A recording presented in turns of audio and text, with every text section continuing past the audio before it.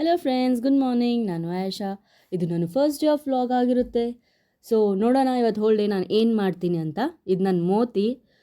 So ಇದು coffee ಜೋಡೆ ಇಲ್ಲಾಂದರೆ ಚಾಯ್ ಜೋಡೆ Sunrise ನೋಡೋದಂದರೆ ಬಹಳ ಇಷ್ಟ. ಅದ್ರ ಸಲುವಾಗಿ ನಾನು ಜಲ್ದಿ ಎದ್ದು ಫ್ರೆಶ್ ಆಗಿ ಬಂದು ಕಾಫಿ ಇಲ್ಲಾಂದರೆ ಚಾಯ್ ಏನಾದರೂ ತೊಗೊಂಡು ಬಂದು ಮೇಲೆ ಕುಂತ್ಕೊಂತ ಕುಡಿತಿರ್ತೀನಿ.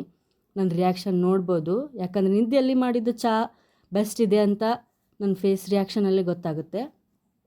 ಚಹಾ ಮುಗಿಸಿ ಈಗ ಆಫೀಸ್ಗೆ ರೆಡಿ ಆಗೋಕೆ ಹೋಗೋಣ. ಅದು ಶೂಟ್ ಮಾಡಲಿಲ್ಲ ನಾನು. So let's go to the office. ಈಗ ಆಫೀಸ್ಗೆ ಹೋಗೋಕ್ಕೆ ರೆಡಿಯಾಗಿ ತೆಳಗೆ ಬಂದು ಈಗ ನಾನು ಹೋಗಿ ನನ್ನ ಫ್ರೆಂಡ್ಗೆ ವೇಟ್ ಮಾಡಬೇಕು, ಯಾಕಂದರೆ ಅವ್ನು ಬರ್ತಾನೆ ನನ್ನ ಕರೀಲಿಕ್ಕೆ. ಇಲ್ಲಿ ವೇಟ್ ಮಾಡಿ ಮಾಡಿ ಮಾಡಿ ಆ ದಿವಸ ನಾನು ಈ ಅಂಗಡಿಯಲ್ಲಿ ವೇಟರ್ ಆಗ್ತೀನೋ ಅಂತ ಗೊತ್ತಿಲ್ಲ. ಬಂತು ನೋಡಿ ಬ್ಲ್ಯಾಕಿ. ನಾನು ಕೇಳಿದೆ, ಯಾಕಪ್ಪ ಲೇಟ್ ಮಾಡಿದೆ ನೀನು ಇವತ್ತು ಅಂತ. ಅಂದರೆ ನನಗಂತಾನೆ, ಇಲ್ಲ ನಾನು ಬ್ಲ್ಯಾಕಿಗೆ ನಾನು ಸ್ನಾನ ಮಾಡಿಸ್ತಿದ್ದೆ ಅಂತ. ಆದರೆ ಈ ಥಂಡಿಯಲ್ಲಿ ನಾವೇ ಎದ್ದು ಸ್ನಾನ ಮಾಡೋದಂದರೆ ಬಹಳ ಕಷ್ಟ. ಇರಲಿ ಬಿಡಿ ಫ್ರೆಂಡ್ಸ್, ಹೆಂಗಾದರೂ ಮಾಡಿ ನಾವು ಆಫೀಸ್ಗೆ ಹೋಗಲೇಬೇಕು, ಹೋಗಿ ಪಂಚ್ ಮಾಡಲೇಬೇಕು. ಇಲ್ಲಾಂದರೆ ಮತ್ತು ವಾಚ್ಮ್ಯಾನ್ ಅಂಕಲ್ಗೆ ಲೆಟರ್ ಬರೀಬೇಕಾಗತ್ತೆ.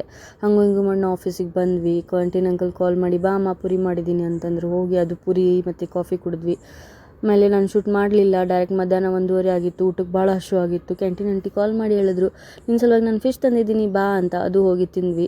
ಅದಾದಮೇಲೆ ಮಧ್ಯಾಹ್ನದಿಂದ ನಾನು ಏನೂ ಶೂಟ್ ಮಾಡಲಿಲ್ಲ, ಕೆಲಸದಲ್ಲೇ ಇದ್ವಿ. ಕೆಲಸ ಮುಗೀತು. ಅದರೊಳಗೆ ಏನೋ ಮಾಡ್ಲಿಕ್ಕೆ ಹೋಗಿ ಡಿಲೀಟ್ ಮಾಡಿಬಿಟ್ಟಿದ್ದೆ. ಅದೇ ಸಿಟ್ಟು ನಾನು ಈ ಪೇಪರ್ ಮೇಲೆ ತೆಗಿತಿದ್ದೆ. ಬೆಳಗ್ಗೆ ಬರೋದು ಕರೆಕ್ಟ್ ಆನ್ ಟೈಮ್ ಬರಬೇಕಾಗುತ್ತೆ, ಆದರೆ ಸಾಯಂಕಾಲ ಹೋಗೋದು ಏನು ಟೈಮ್ ಇರಲ್ಲ, ಏನು ಫಿಕ್ಸ್ ಇರಲ್ಲ. ನಾವು ಈಗ ಪಿ ಜಿಗೆ ಹೋಗ್ತಿದ್ವಿ. ಪಿ ಜಿಗೆ ಹೋಗುವಾಗ ನೋಡಿ ಹಾದಿ ಎಷ್ಟು ಸುನ್ಸಾನ್, ಎಷ್ಟು ಮಸ್ತ್ ಕಾಣ್ತಿದೆ. ಹಿಂಗೆ ಇರಬೇಕು, ಬೆಳಗ್ಗೆನೇ ಹಿಂಗೆ ಇರಬೇಕು, ಸಾಯಂಕಾಲನೂ ಹಿಂಗೆ ಇರಬೇಕು ಅಂತ ಮಾತಾಡ್ತಾ ಹೋಗ್ತಿದ್ವಿ. ಈಗ ಹೋಗೋ ನಾವು ಬೆಸ್ಟ್ ಪ್ಲೇಸ್ ಅಂದರೆ ಕೊಲ್ಲಾಪುರ್ ಚಾಯ್. ಅಲ್ಲಿ ಹೋಗಿ 1 ಕಪ್ ಚಾಯ್ ಕುಡಿದ್ರೆ ಆಯಿತು. ಇದೇ ನೋಡಿ ನಮ್ಮ ಕೊಲ್ಲಾಪುರ ಚಾಯ್. ಹುಬ್ಳಿದು ಬೆಸ್ಟ್ ಚಾಯ್ ಇಲ್ಲೇ ಸಿಗುತ್ತೆ ಅಂತ ನಾನು ಅನ್ಕೋತೀನಿ. ಯಾಕಂದರೆ ಬೆಳಗಿಂದ ಸಾಯಂಕಾಲವರೆಗೂ ಏನೋ ಸ್ಟ್ರೆಸ್ ಇರುತ್ತೆ, ಎಲ್ಲ ರಿಲೀಫ್ ಆಗುತ್ತೆ. ಓಕೆ ಫ್ರೆಂಡ್ಸ್, ಬಾಯ್ ಬಾಯ್.